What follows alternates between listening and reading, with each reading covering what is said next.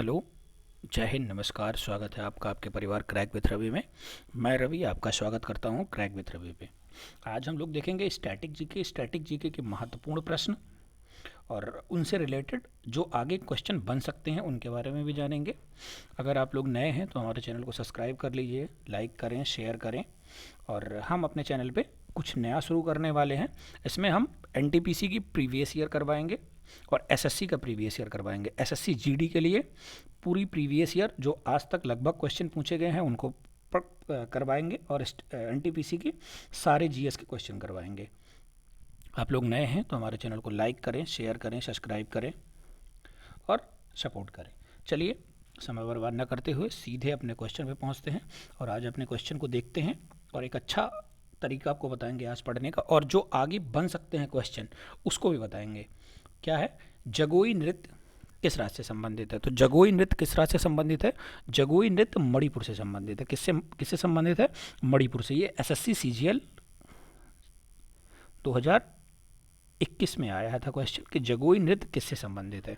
जगोई नृत्य मणिपुर से संबंधित है। आइए कुछ महत्वपूर्ण नृत्य के बारे में जानते हैं और उनसे संबंधित स्टेट के बारे में जानते हैं। ठीक है, चलिए शुरू करते हैं। पहला क्या है? गरबा। गरबा किससे है? गुजरात से है। राउफ किससे है? कश्मीर से है। कथकली किससे है? केरल से है। कथक किससे है? उत्तर प्रदेश से है। बिहू किससे है? असम से है। जैसे इसमें कथक किससे है? उत्तर प्रदेश से है। बिहू किससे है? असम से है। भांगड़ा किससे है? पंजाब से है। और मटकी मध्य प्रदेश की। युद्ध नृत्य नागालैंड की। जैसे यहाँ पे गरबा और डांडिया किससे है? गुजरात से। याद करने की ट्रिक, आगे गा मिल रहा है आपको, गा से गरबा और गा से गुजरात। ठीक है, गा से गरबा और गा से गुजरात। समझ में आया?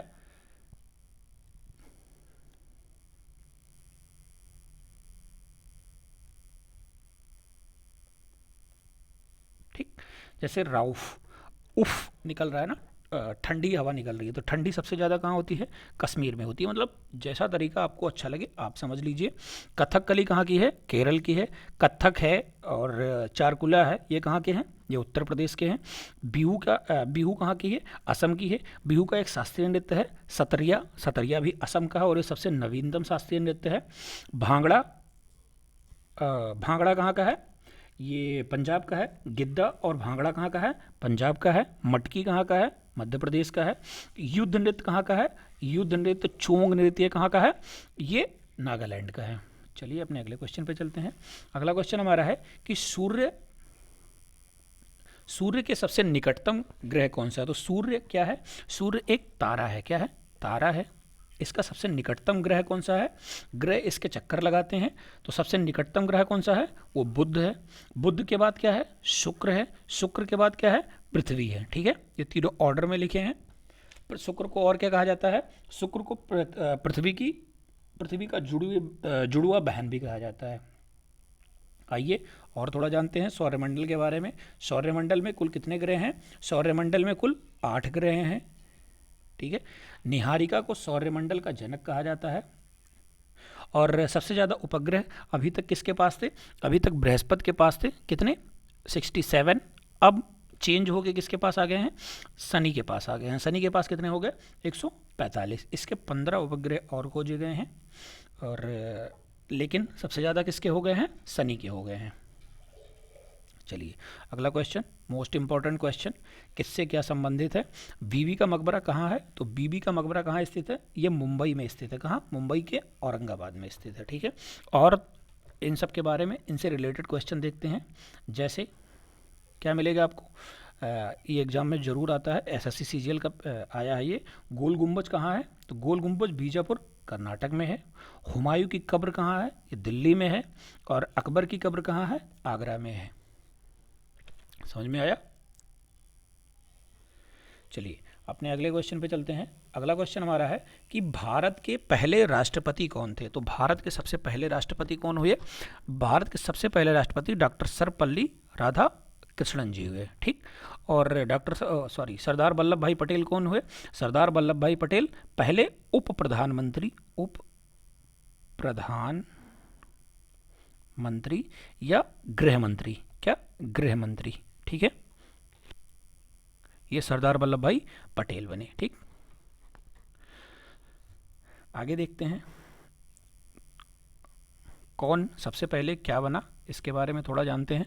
सबसे पहले राष्ट्रपति कौन बने, डॉक्टर राजेंद्र प्रसाद जी बने। कौन बने, डॉक्टर राजेंद्र प्रसाद जी बने। सबसे पहले प्रधानमंत्री कौन बने, जवाहरलाल नेहरू बने। सबसे पहले वित्त मंत्री कौन बने, आर के शंमुगम शेट्टी बने। नोबेल प्राइज़ विजेता कौन बने, सबसे पहले नोबेल प्राइज़ किसने जीता, भारत के सबसे पहले भारत के नोबेल प्राइज़ रविन्द्रनाथ टैगोर ने जीता। और पहली महिला प्रधानमंत्री कौन बनी, इंदिरा गांधी जी बनी।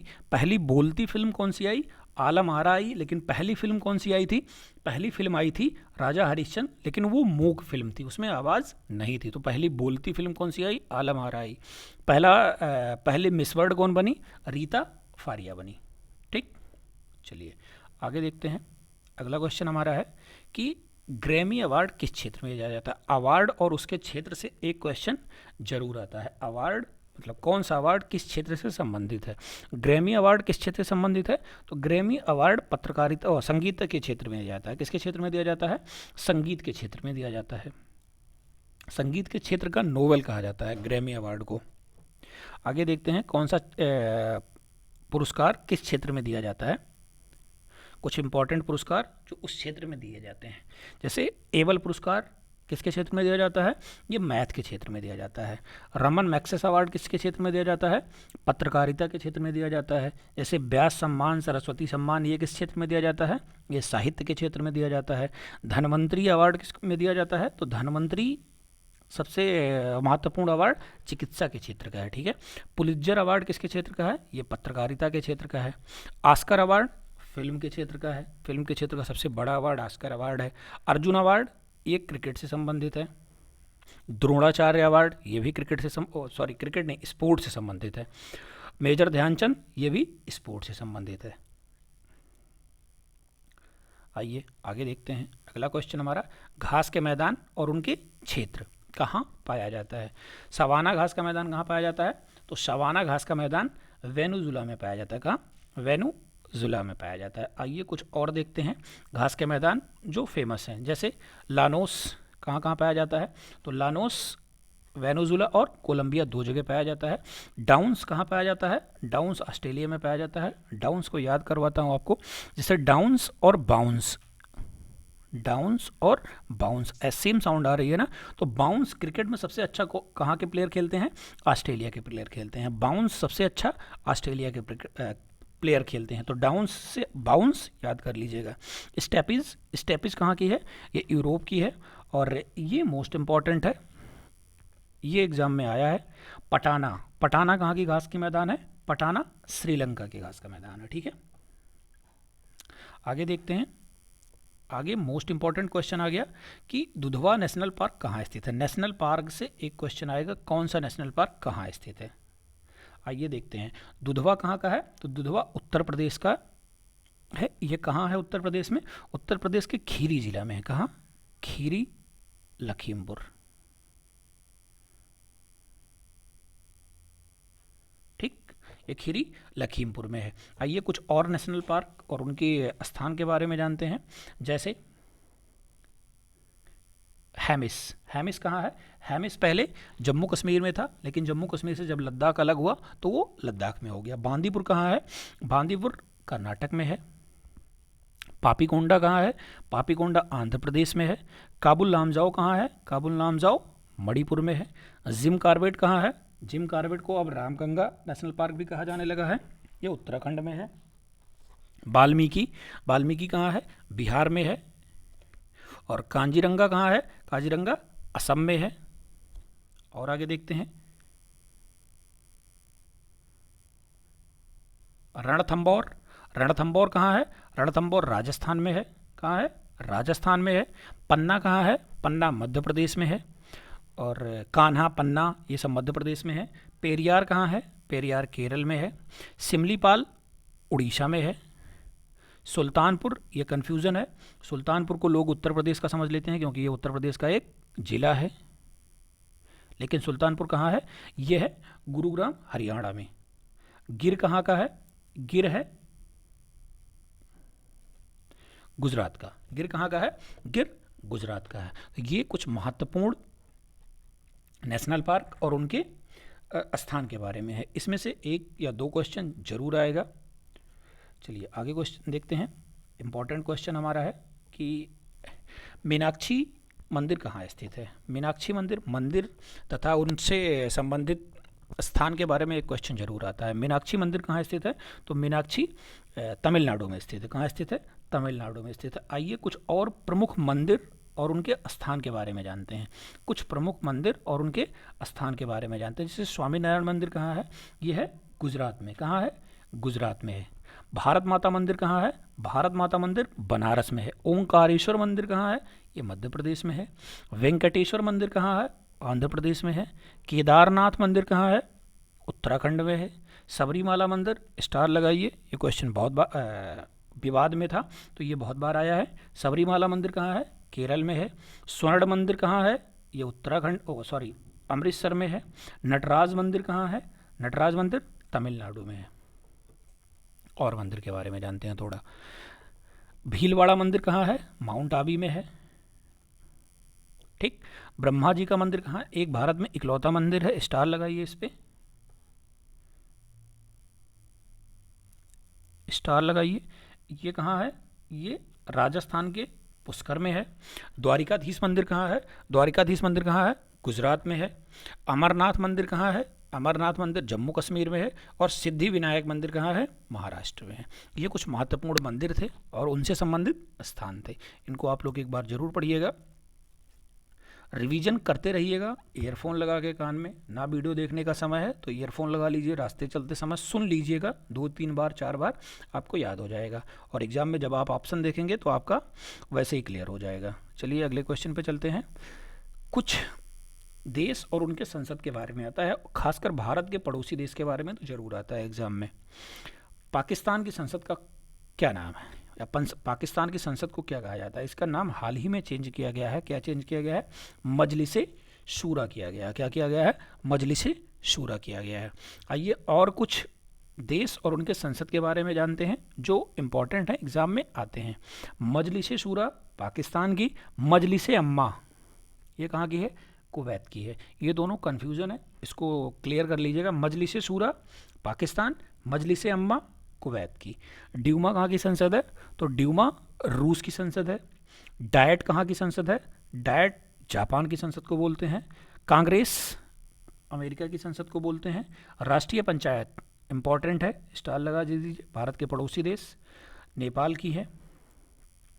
और जातीय संसद कहाँ की है? बांग्लादेश की है। बांग्लादेश का जरूर याद कर लीजिए क्योंकि वो इस समय चर्चा में है। अफगानिस्तान अफगानिस्तान की संसद को क्या बोलते हैं? शौरा बोलते हैं। ऑस्ट्रेलिया की संसद को क्या बोलते हैं? ऑस्ट्रेलिया की संसद को पार्लियामेंट बोलते हैं। आइए और देखते हैं।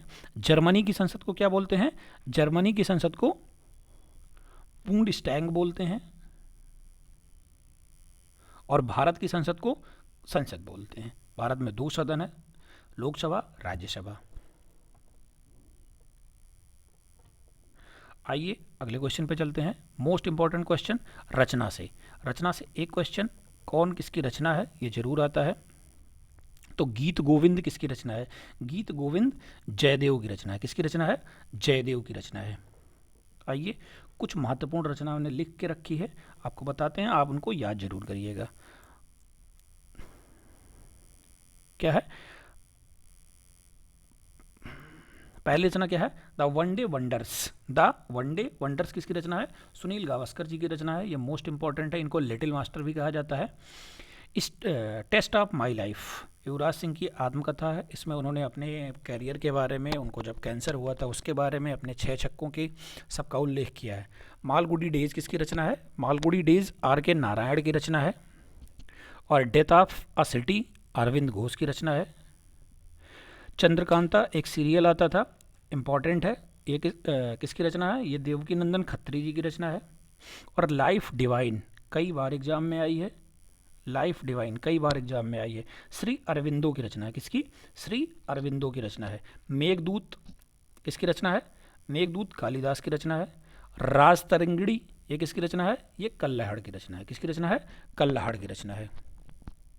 ठीक, आइए और अगले क्वेश्चन के बारे में जानते हैं। अगला क्वेश्चन क्या है? प्रारूप समिति, संविधान सभा की सबसे महत्वपूर्ण समिति प्रारूप समिति, इसके अध्यक्ष कौन थे? इसके अध्यक्ष भीमराव अंबेडकर जी थे। कौन थे? भीमराव अंबेडकर जी थे। संविधान के बारे में आप अच्छे से जानना है तो आप हमारी प्लेलिस्ट चेक करिए, वहाँ संविधान की यात्रा के नाम का एक प्लेलिस्ट बना है, उसमें संविधान से रिलेटेड सारे इम्पॉर्टेंट फैक्ट, आने वाले क्वेश्चन और संविधान से रिलेटेड सारी चीज़ एक ही वीडियो में हमने सारे अनुच्छेद बताए हैं। एक से लेके 395 तक जितने भी महत्वपूर्ण अनुच्छेद हैं उनके बारे में मैंने एक ही वीडियो में बताया है।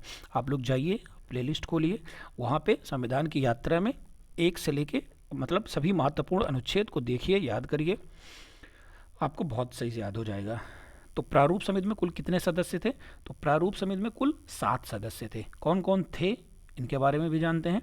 तो प्रारूप समिति में सबसे पहले तो भीमराव अंबेडकर जी थे। कौन थे? भीमराव अंबेडकर जी, वो उसके अध्यक्ष थे। ठीक, फिर कौन बने थे? एन गोपाल स्वामी आयंगर, ये भी इसके सदस्य थे। के एम मुंशी, ये भी इसके सदस्य थे। अल्लादी कृष्णा स्वामी, ये भी सदस्य थे। अल्लादी कृष्णा स्वामी।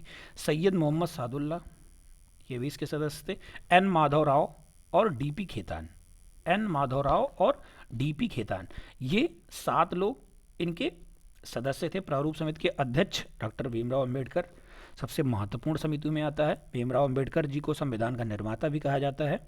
इन्होंने आर्टिकल 32 को संविधान की आत्मा कहा है।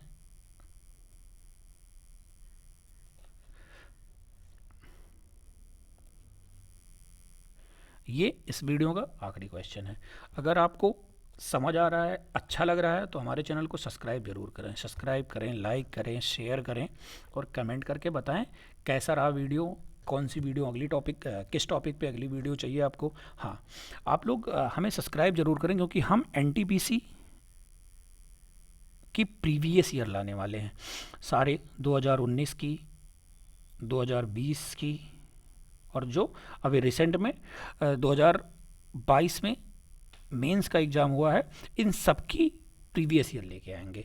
और साथ साथ एसएससी जीडी की हिंदी और जीके, हिंदी और जीके दोनों हमारे चैनल पे प्रीवियस ईयर और नए क्वेश्चन जितने बनने वाले हैं लगभग वो बताया जाएगा।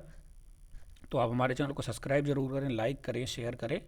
धन्यवाद, मिलते हैं अगली वीडियो में। जय हिंद, धन्यवाद।